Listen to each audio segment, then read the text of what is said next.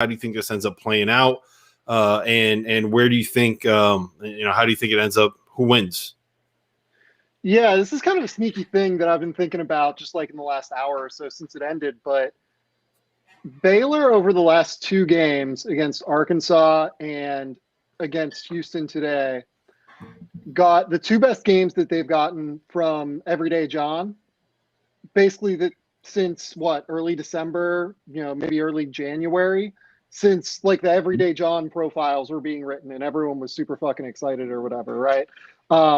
He's been like not great since then, but over the last 2 games, he's been really, really good, and that's incredibly important for them as they set up to match up against Drew Timme inside.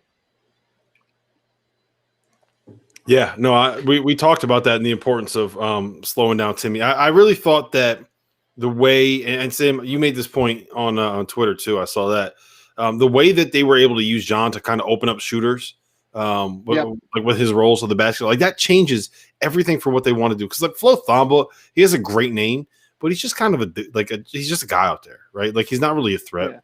And Mark Vital, as good as he is defensively, if you have him being someone that is kind of the guy making plays for you at the 5, like that's kind of what you want a little bit as a defense, right? But I just think like when you have a dude, he's so energetic, he runs so hard, Everyday John, and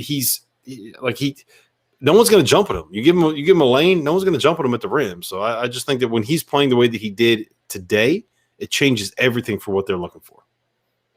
Well, the big thing is too that we're going to get this Jalen Suggs, Davion Mitchell matchup, right? And everyone's really pumped about seeing Davion try to shut down Jalen Suggs on the offensive end. I'm actually really pumped about the other side of the floor because Jalen Suggs, I mean, we saw it today against Johnny Juzang. We saw it in their previous game. Jalen Suggs, when he's engaged and really wants to shut you down on defense, he's a really good on-ball defender. Yeah. And if he can shut down Davion Mitchell and kind of close off some of those passing lanes for Mitchell and stop him from, getting those clean looks that he got today because Houston's defense was just way over aggressive. That cross corner kick out was there every single time for Davion Mitchell. I just don't see as much open space for Baylor to be able to dominate in the way they did from a shooting perspective today. When you say shut down, what do you mean? Because I mean, Johnny Juzang, I don't think he got shut down today. Well, they put him on him in the second half. Slowed him down in the second half. Yeah, he definitely had his part of slowing him down. But I just look at him as a whole of shutting them down for the entirety of the game. And then I look back at the Creighton game as well with the shutting down. I mean, they beat the brakes off of Creighton, but still, like the shutting down, I kind of feel like initially it takes Suggs a little bit longer to get accustomed to the guard he's guarding. Like he picks it up and he finds what he needs to do later on as the game goes along. But early on, I mean, these point guards actually start torching. They just get worn down, I kind of think, more or less. Well, they started him on Tiger today, and I thought he did a pretty good job early on Tiger, too. But the thing for me is he doesn't really even need to shut down Davion Mitchell. He just needs to cut off the passing lanes, I think. Yep. He needs to be able to get back in front, fight through the screen, and just make himself big so that cross-corner kick isn't necessarily there. So that the dump off to Everyday John isn't there. So that's what I mean by shut down. But, I don't think anybody's going to shut down Davion Mitchell. I think he's just got to close off certain angles so that he can't take as big of an advantage as a passer. Yeah, and then the other thing is this, to your point about keeping the passing lanes from opening up for Baylor, the reason why Baylor has looked as sharp as they have here the last couple of games, you talk about Everyday John, but how about the fact that entering this game today, Jared Butler had been 6 for 24 from beyond the three-point arc on the NCAA tournament, and he starts 5 of 6. It's a make-or-miss game. I know that's simplified, but you know what? Those passes are coming from Davion. They've got to be completed with Maceo Teague, who's hit shots. But Jared Butler, if that Jared Butler is going on Monday, we don't talk about him off the top because of how impressive Jalen Suggs has been and how dominant Drew Timme has been. But can we talk a little bit more about Joel Ayayi and just how good he is in this tournament? I know maybe he's not the playmaker that a Jalen Suggs is, but you know what? in order to be the beneficiary, you better knock down shots time and time again. And Joel Ayayi from the start of the Creighton game to tonight, and Nembhard, like for me, where this game gets decided potentially by numbers and just in nature is if those passing lanes are open for either Suggs or Mitchell, are the beneficiaries of those passing lanes, Maceo Teague and Jared Butler for Baylor, Joel Ayayi and Andrew Nembhard for Gonzaga, are they knocking down perimeter shots? Because if they are, both offenses turn from where they are to even another level. And Ayayi, to me, has been such a constant in the scoring column. You could have great playmakers, but remember we were watching Cade Cunningham march Oklahoma State up and down, and nobody is helping this guy out. For me, Ayayi is the ultimate, hey, I am going to cash in on you, Jalen Suggs or Andrew Nembhard, and I'm going to hit this big-time shot. And he's hit them time and time again in this tournament. Shit, he had 13 out of 23 at their points initially. Like he was, and without a miss. he was phenomenal to start the game off today. Yeah, he started 7 for 7, I think it was. It was unbelievable. Crazy. Yeah, the thing for me, I didn't really notice what Gonzaga was doing in terms of how hard they were tagging onto rollers versus how hard they were staying attached to shooters for UCLA in this game. Like, to me, that's like the number one thing. Like, are we going to get situations where Jalen Suggs is going to, like, you know, decide to double team someone in the post like he did at the end of this game, giving Jaime Jaquez, if I remember, was it Jaquez or Juzang that got the wide open three from the corner late in the game? Like, are we going to get it was Juzang. It was Juzang. I ranted about that already, Sam. Did you? Yeah. Are we going to get an over-aggressive Gonzaga situation where they're helping on to the rollers and helping onto the post and then leave these shooters wide open? Or is Gonzaga going to stay at home on the shooters? It's honestly, it's an incredibly difficult call because if Everyday John is playing as well as he is and rolling as hard as he is to the basket, like, I feel like you have to at least give him some respect in some regard, just because he's going to be right next to the rim. Like, the one thing that well, I was just going to say the one thing that Gonzaga did really well today was just having Timme hard hedge and basically blitz the ball handlers and try to get it out of their hands.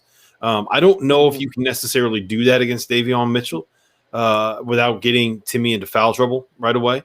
And I also think that might have just been like a game plan specific thing for UCLA because they're not really a great ball screen team. They're really just trying to get the matchups they want and get isolations, whether it's Johnny Juzang or Jaquez or Cody Riley in the post. But that was an interesting wrinkle. I didn't expect Timme to be blitzing ball screens the way that they did.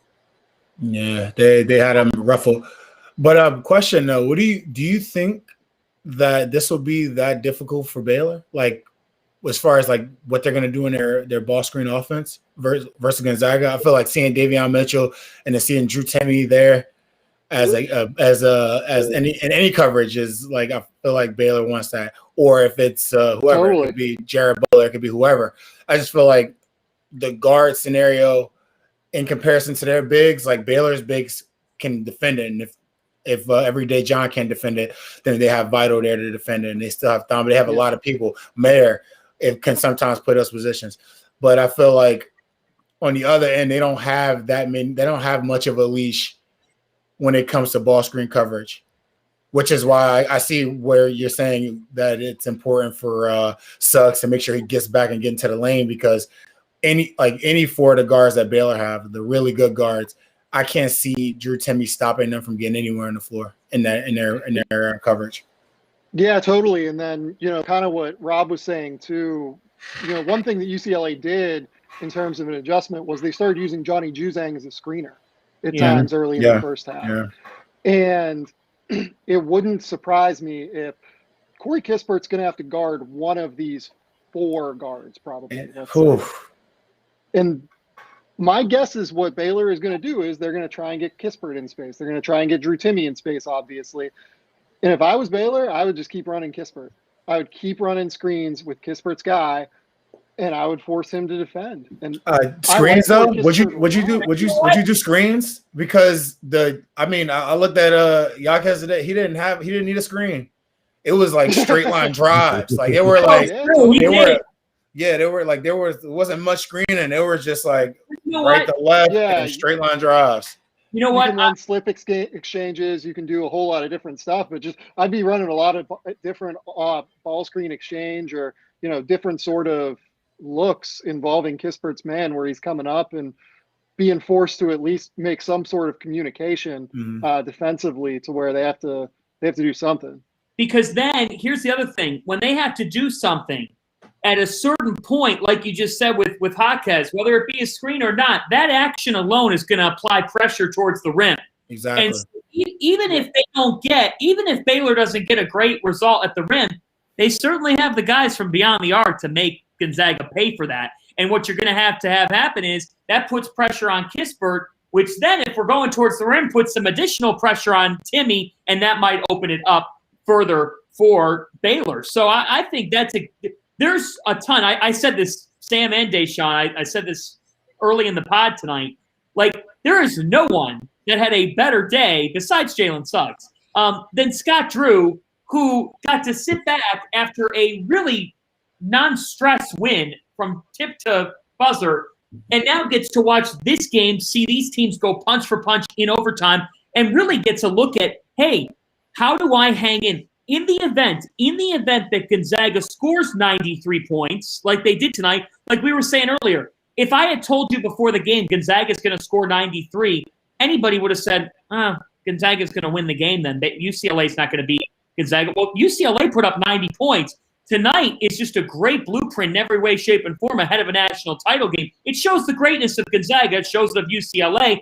But I think it says to Baylor, here's how we need to go about things on the offensive end of the floor. Because I think people say all the time in this tournament, and rightly so, how is anybody going to keep up with Gonzaga's offense when Gonzaga's offense is churning that well? Well, tonight, UCLA gave us a blueprint of how you can do it.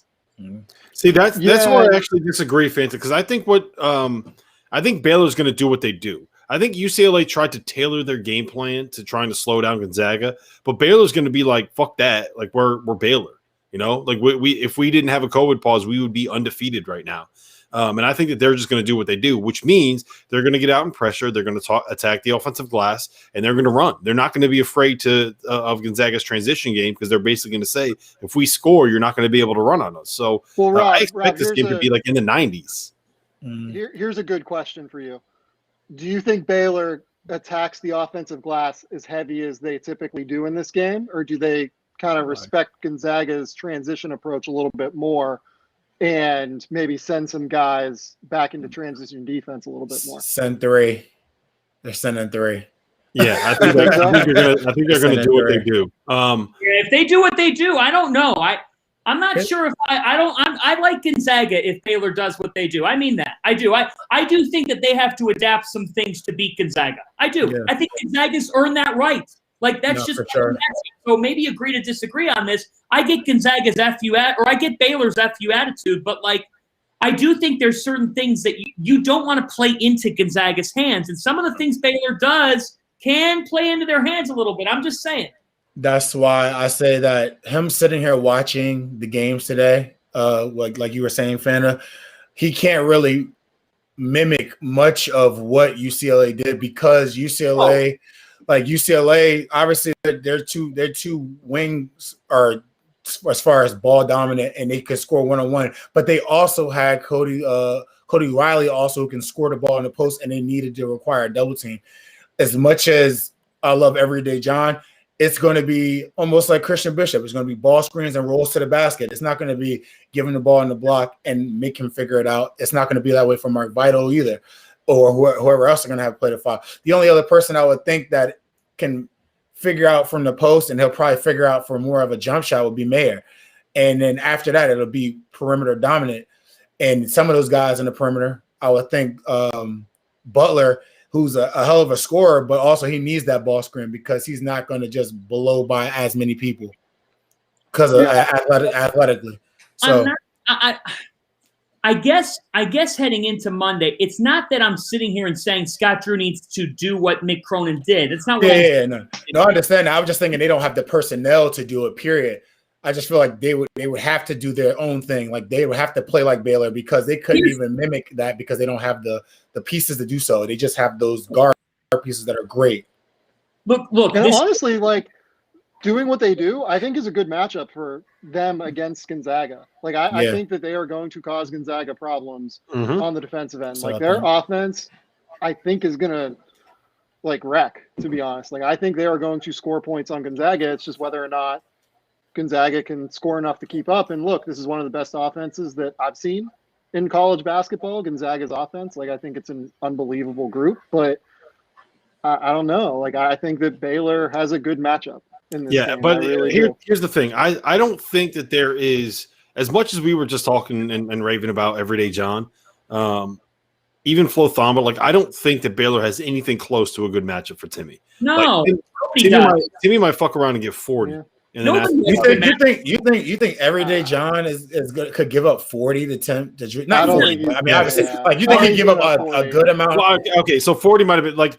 Not 40. Obviously, I knew what you were saying. It's like you think he can get like 15 plus. Are you suggesting that Gonzaga may have to slow tempo in this game and keep feeding Timme? No. I think what's going to happen is they're going to run. I think you want to beat Baylor's defense down the floor.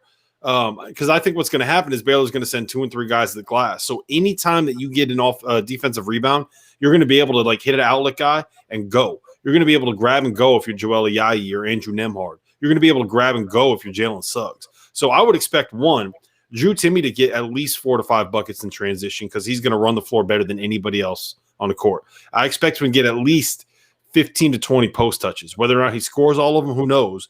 But I don't think that Baylor has a good option for him, right? I don't think that they have a good answer. Even a guy like Mark Vital, so much of what he does is based off of the leverage and his ability to kind of wedge you out because he is so low and is so strong. But I don't think that works on Timme because he's so slippery and he's so good at changing the angle of his seals and changing the angle of his post-ups. Like it's his footwork and his understanding of how he needs to angle his body to create the lane for him to get a pass that leads him straight into a layup where all he has to do is catch it and go up. It's I don't know if you can teach that. I think that he just figured it out and knows how to do it. It's unbelievable watching him. I think Everyday John do a good job defensively on Timme. It's just that he won't be able to make Timme exert himself defensively. I don't think he'll be able to get a bucket out of him unless someone else gets him the ball. So at the end of the day, Drew Timme will win in that regard because he'll have a break almost, not to disrespect every day, but just he'll have a break defensively and then be able to just focus offensively on the game. I think Gonzaga will have a hard time guarding their guards, though. Yeah, I think the issue with Timme defensively is going to be what happens. It's just the ball screen stuff, like figuring out how you're going to deal with that. Especially like with the way that Davion has been playing, like out of the ball screens, like you can't switch it because you can't stay in front of him for Timme. He's so good at driving right and finding that weak side corner pass, so you can't like string out the ball screen and hedge and not hedge and tag with the weak side corner because that's not going to work. He's so good at finding that pass. I wonder if what you do is you tag with the high man, like double team him, tag with the high man, and dare him to throw like the hook pass over his head to the opposite wing. You know what I'm saying? Does that make sense? He can do that too easily, though. Like but you won't get anything out of that. I feel like because what you're gonna have. Crashing into their guards. Like, here's the thing: I don't know what you do. Like, I don't know how you stop this Baylor offense. Like, I don't know. Here would be how do you stop this Gonzaga offense? That's a great question. Which is why why we're betting the over, Fanta. I'll go on record right now. We're betting the over. Okay, here's what I'll say. I'm going to say this right now. I thought Baylor was world beaters today and came out and played their best offensive game maybe of the tournament. I know that they also scored 81 against Arkansas. They scored 78 today. I just thought from a start of the game perspective, they could not have been firing on all cylinders more offensively than they were against Houston today. I will say this, though. I don't know if and I could be dead wrong about this. I don't know if I don't see Baylor's half-court offense being any better than what it was today against Houston on Monday. I mean, I trust them, and I think they have the ability. Sam, you brought that up. There's no question you like this Baylor offense, and I do too. I'll go on record and say I believe in Mark Few's ability to get Gonzaga to certainly – he's going to motivate this group and say, look, you gave up 90 to UCLA. You play defense like that on Monday, we are going to lose. I expect a better defensive performance by Gonzaga on Monday. I do worry about their ball screen coverage, and I do worry about Baylor's speed. But I just have a gut feeling that Baylor will not be as effective on the offensive end of the floor as they were tonight, even as they have been in their last 2 games. I still trust Gonzaga more, and I got to say, it sounds like you guys are starting to lean towards Baylor in this national title game. I'm not going there. Well, the thing is, I don't think Houston is Gonzaga by any means, but Houston was one of the best defensive teams, if not the best defensive team in the country for a good bit. He dropped a was because they just lost. So R.I.P. Houston. But Houston didn't have any problems like I felt defensively at a certain point, but Gonzaga literally, Houston shot terrible, and sooner or later they just ran out of gas against Baylor. Baylor shot absolutely unconscious. They're shooting 50% before halftime. They're freaking killing them on the glass. A team that's known for their defense and known for how well they do on rebounds. Baylor is literally beat them at their own game. Granted, that's Baylor's game as well. And if I look at Gonzaga in comparison to Houston, yes, offensively, light years better than Houston. But their guards are susceptible to really not be able to stay in front of Baylor's guards. At certain times, obviously you're going to have to worry about Vital being out there at a 4 initially. But then if they move Vital to the 5 and bring Mayer, or if they want to play completely small and bring Flagler, I really don't see, besides them losing height in a sense, I really don't see how Gonzaga guards their guards. And I kind of feel like Baylor has a little bit more to bring on the floor than Gonzaga has. Today, Gonzaga played a lot more of their bench in the first half because they needed to. But then I didn't see most of those guys in the second half. They didn't play. So if you're Gonzaga, you're getting underestimated. I guess I'm just trying to figure out what I think they're going to do. Do you try to maybe use Suggs to play denial on Mitchell to try and keep the ball out of his hands, and then play aggressive, super hyper aggressive ball screen coverages, and they pulled out that 1-2-2 light press earlier? Do you try and do that to speed them up? I think their best chance is to try and force turnovers and to try and get these pick 6 opportunities that they are really good at creating. And Baylor's been middle of the pack this year defensively or offensively in terms of turnovers. They're okay. They don't necessarily take care of the ball at an exceptionally high level. But I feel like they're just too athletic. I feel like Baylor's too athletic to do that. That's just begging to get beat down the court. I don't know what Gonzaga's going to do. I think it's a really, really weird matchup for them. And if you took your best player, and granted, Davion Mitchell's been playing great, but today, he had 12 points and 11 assists. If you take your best defender and just focus him on Davion Mitchell and just give Jared Butler the reins to just have the ball in his hand, and that's what Jared Butler has done before. He's had the ball in his hands and has come off ball screens and made plays. So it's all right, you're going to try to take Davion Mitchell out by possibly denying him or possibly doing anything else when there's also 3 other weapons on the court, not counting their bigs. It's just all right, we'll just stand Davion Mitchell in the corner if we wanted to and just have the same scenario where we can make you guys have to go into the paint, stop the roll, and then go ahead and play the drive. Or play the shot for Macy Teague and whoever else that's going to be out there, Flagler and these guys. I really don't see besides Gonzaga just being amazingly gifted offensively as a team, because they're great. But I just don't see what they can do defensively to take Gonzaga out or take something away from Gonzaga, unless Gonzaga just shoots the ball terrible. So here's what I think I would do if I was Gonzaga. You got Baylor winning this game today? Yeah, man. I got Baylor. I know what you guys are doing, but I got Baylor, man. I think I'm kind of talking myself into Baylor winning this game, and I don't like that's where I'm ending up. But it's the idea of Gonzaga being able to get enough stops to win the game. Because my biggest issue is that if you can't get stops, you're not going to be able to get out in transition. And where Gonzaga is at their best is in the transition game. They're unstoppable if you can let them get out and run. And I think that what Baylor can do defensively can really mess with the things that Gonzaga wants to do in a half court. right? And when they provide the amount of ball pressure that they have, that's going to make it difficult to get the ball into Timme. And that where I think you have like your best advantage is going to be in the post. And so I don't know. I'm worried about it. I'm worried about it. I would be very worried about it if I was a Gonzaga fan. I'm going to be fascinated to see what Mark Few decides to do. Yeah, no, I'm kind of with Da'Sean. Yeah, I'm excited. I kind of think Baylor has a very real specific matchup like advantage here in a lot of ways with how small they're able to play. Like Adam Flagler is really good.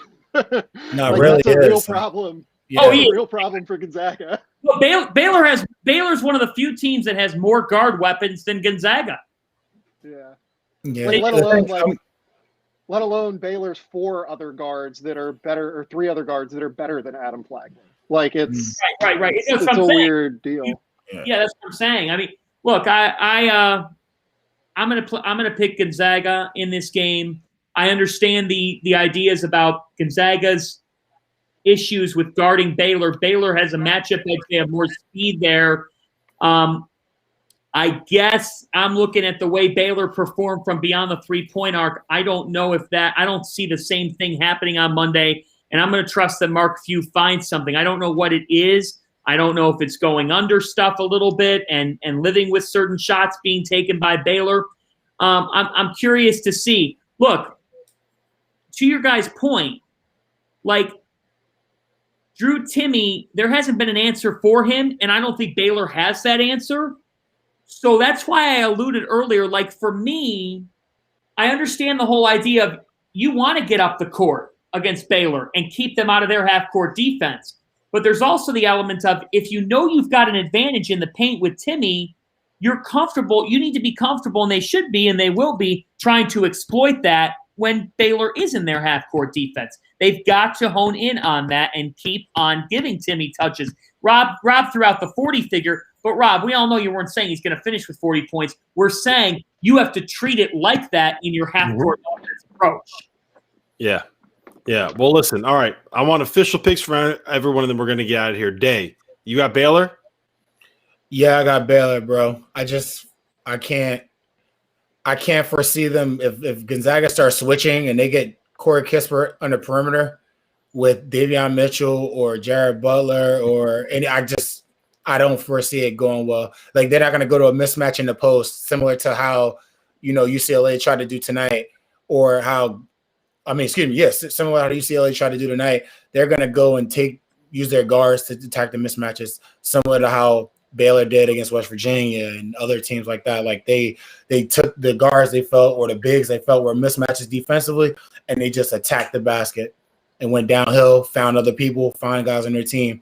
And that's the mismatch that I feel like Baylor will go to. Sam, where are you at? Yeah, I'm basically with everything that Da'Sean just said. Like, I feel look, like I have a 9-1 future on Gonzaga, like that I bet in the preseason. So you win either way. No, like I'm as inclined to root for Gonzaga as much as anyone on this one. But yeah, I just think it's a really tough schematic matchup for them, unless like the way that I see Gonzaga winning is if they're able to force a lot of turnovers and they're able to take advantage of Baylor crashing 3 guys to the glass and creating transition opportunities off of missed rebounds or off of missed shots and defensive rebounds. Do I think that will happen? No, I don't. Unfortunately, I think that Baylor's offense is going to have a field day. And look, part of this too is like did Gonzaga play that poorly defensively today, or did UCLA make like? Oh, I thought they played really, really well defensively, and UCLA made the shots that Gonzaga wanted them to take. If you had Johnny Juzang pulling up from 15 feet off the dribble with Jalen Suggs getting a hand in his face. You live with that shot if you're Mark Few. Yeah, if you have Riley hitting 17 footers, hit like 19 of them. That's a shot that you live with if you're Mark Few. Not to mention Juzang and Jaquez, like how big are these guys? Like 6'6", 6'7"? Like these dudes are like in comparison, like you can see those mid-range shots going in because they're looking over the top of a lot of these dudes' heads and shooting them. So Baylor to even give Fanta and Rob a little love. Baylor, their guards are like 6'1", 6'2" a piece, like so they won't have that kind of size advantage over, Gonzaga's guards. I mean, they're going to be eye to eye with them, and as opposed to UCLA, who could shoot over the top of those guards mid range and get to the basket, and then have a little bit more length to finish. So, it'll be interesting. I'm excited to see, but I got to hold on to the Baylor Bears, man. Yeah, I'm with Baylor. Do you have a total yet, Rob? 160. Over. Yeah. No, hammer the over on that. Hammer the over on it. Fanta, where are you at? It wasn't even a second. Over. Points. A lot of points. Well, the two defendants, I will call them, have put together some absolutely fantastic arguments here. And I have to say, you have been very convincing to this prosecutor on the other side. I never thought I'd see you on the other side, fan. I never thought I'd see you on the other side. Every champion has that moment on their run that makes you say, oh my God. And this one was the epitome of, oh my God. I thought Gonzaga was tight at times tonight. I thought there were moments when they didn't look like the full version of themselves. I think the total is absolutely going to go over 160 on this game. With that being said, if Gonzaga finds a way defensively to overcome the Corey Kispert problem of Baylor's four guards on the other side and how the Zags are going to be able to defend that, I am riding with the unbeaten Gonzaga Bulldogs in this game. 32-0 becomes a reality, and here's why it becomes a reality. I believe that Jalen Suggs and Davion Mitchell kind of cancel each other out, and for me, Joel Ayayi and Andrew Nembhard combined for 45 points in this game. They both go off, and Gonzaga does enough late in the game with Timme creating matchup problems. The Zags find a way. It is a 4-point game, nip and tuck. Zags do just enough to win this game. Mark Few does a marvelous coaching job, and I like the Zags in a very tight game. I am taking Gonzaga because of Ayayi and Nembhard. Do you like it? Do you guys see what he did right there? He said it's going to be a 4-point game. So if Baylor ends up winning, he can at least say, "Yeah, pick Baylor to cover." See, I told you. Smart. It's a win-win. The man has been doing this for a long time. Veteran of the conference for a long time. I'm with you, Fanta. I think that the size that Gonzaga has on their perimeter with their guards will be enough to be able to put Baylor off. I think it's going to come down to how many contested threes will Baylor be able to hit. And I was a little bit I feel good about what Baylor can do defensively against Davion and Jared Butler coming off those ball screens after watching them be able to blitz everything that UCLA did. So I want to stick with Gonzaga. I'm gonna I had them after the first game of the season. I'm going to stick with them now. No point in changing at this point if they got to the national title game. So I'm just fired up. I'm ready for it. I cannot wait for this game. It's a dream for college basketball. After going a year without March Madness and the way the last 13 months has gone, this is the most anticipated national championship game that we've had in quite some time. It's tremendous for the sport. In the midst of chaos in the transfer portal and the coaching carousel revving up, the game on the court is delivering, and then some. Monday night is going to be great for college hoops. Facts. I can't. We've been waiting on this game for the entire season, Rob. Like this has been like literally this has been the game that's been keeping me in the dumps because I'm like, man, I wish we could have just saw this game during at least during the conference where they could have scheduled a non-conference game in conference somewhere. I was like, please schedule the game. It never happened, and here we are. We're here. You know what? How many? To your point, Da'Sean, just quickly, Sam. Remember 4 months ago when Gonzaga Baylor was canceled? I remember the takes out there because like the casual sports fans were entering the fray because it was going to be top two teams in college basketball, and I remember seeing all the tweets. I don't know if college basketball can get through this season. They might not make it. This is really bad for the sport. How are they ever going to get there? 4 months to the day that the game got canceled, these two teams are going to play. It's an applause to the kids, the coaches, the NCAA, everybody that's made this happen. We all know it's been hard. It's been a bitch to pull off. But, man, 4 months to today, we always said, like Goodman tweeted it all season, Scott Drew and Mark Few, give us this game. Guess what, guys? They're giving it to us for the title. How many times have you guys broken down this game this year, Rob and Da'Sean? Like 4? Probably like 17. Even in our own time, like it's just like behind the scenes we talked about. Hey, do you think Gonzaga could beat Baylor? It's just like a random conversation, just like Jeez, well, listen, I cannot wait. This has been fun. We will see you guys all again. I'm going to be on the stream again at 9 a.m. tomorrow with Goodman on Easter morning. I get to go see Jeff Goodman at 9 a.m. Happy Easter, everybody! Oh, There's a place to head